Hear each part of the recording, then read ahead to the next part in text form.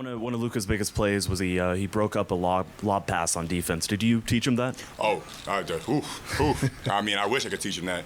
I turned around and I saw that. So, having someone like Luka that locked in on defensive end, it's amazing. It just gets us out there so we can get our pace and get out there and run. I know we ask you this all the time. I've asked you this all the time. But what is it like watching Kyrie in the first half when he is in a groove like that? What do you have, 21? 21 at the end of the first? 24. My apologies. Yeah. Just give him the ball and get out the way. In Kyrie we trust. I always say that. But, just being able to see how locked in he was from the jump, it just made everybody else step up to know that, we got to be able to just try our best, do our best at every possession. We might not be perfect, but move on to the next play, be able to learn, just try to be able to get better.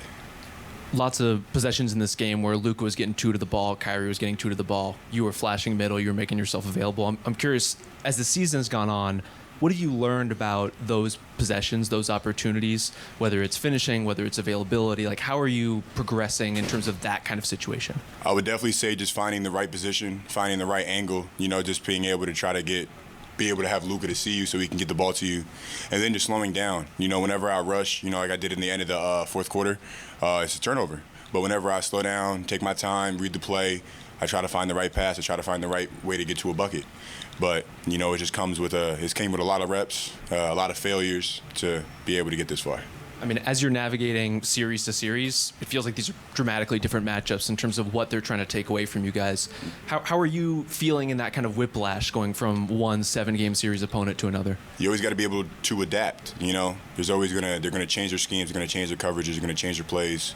You can't be a robot out there. You got to be able to just adapt out there. There's going to be a lot of things thrown at you at the fly, but you can't be stuck in mud. You got to be able to move your feet. You got to be able to move your eyes and just adapt.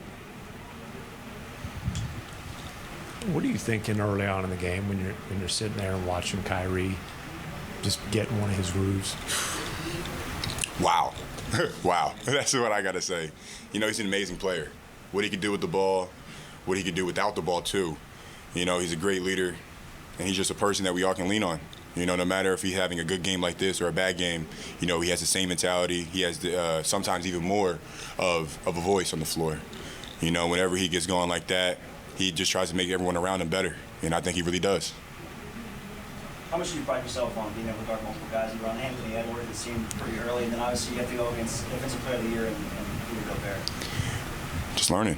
I feel like whenever I look back at this long season, I remember myself in Abu Dhabi and just remembering just how I felt on the floor, how I viewed the floor, and just how I viewed everything going on, and just being more comfortable with myself, just trusting what I could do, trusting my teammates behind me, and just trusting our game plan. There's a lot of things on the floor that you can't game plan for, you can't scout. You got to be able to react, and you just got to be able to step up to the plate.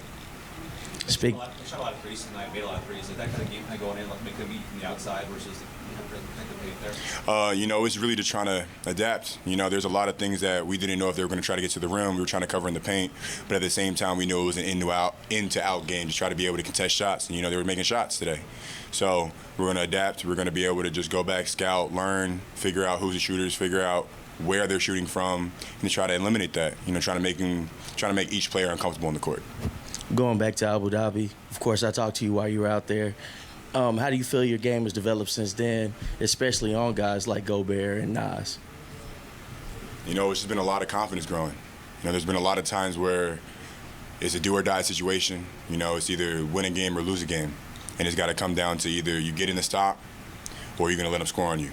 Are you going to let them get the three up, or are you going to be able to just run them off and make sure that your teammates can rotate behind you? It just really just comes down to, there's been a lot of reps. There's been a lot of things that I've done wrong. There's been a lot of things that I've done right. But it's just trying to be able to just not be a robot and just try to be able to just adapt on the floor. I feel like I keep saying this, but on the floor is where you learn the most. You can practice all you want, but whenever it gets to a game, all that practice goes to the side. You got to be able to have your fundamentals. You got to be able to have what your game plan is in your head and what your job is. And that's what I try to do. Try to be able to do the best that I can for my job. You guys finally find yourselves up a game after all the game ones, being behind early. How do you make sure the mindset doesn't change now that you're not chasing?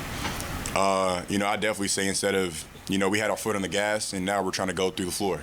We're trying to go through the bottom of the car. We're going to get their best shot 2 days from now. We know that. So we got to be able to just adjust. You know, there's a lot of things there were some mistakes that we made that we can control, and it's just eliminating that, trying to win possession by possession and play by play.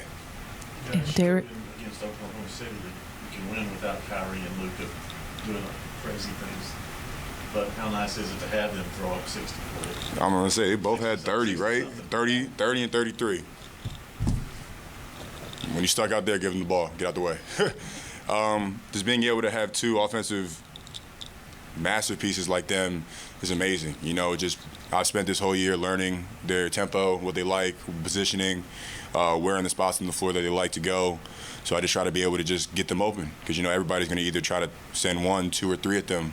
So if they're going to throw 2 or 3 at them, I got to be able to make the play. I got to be able to just read the floor. You know, there's going to be times where I get to the bucket. There's going to be times where I pass out to the corner. It's just basketball. You got to be able to just play a game like chess. Dereck, can you share some thoughts of yours?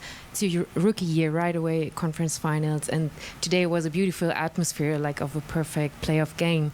So can you share some, thoughts that you had when you entered the court, and you know what you just felt during the game? You know, this environment is just so much different from the regular season, and you know, I could definitely say it was different from each playoff run that we've had, not playoff run, each team that we've had to go against. You know, they were loud. There were a lot of people talking. The atmosphere, you could feel it.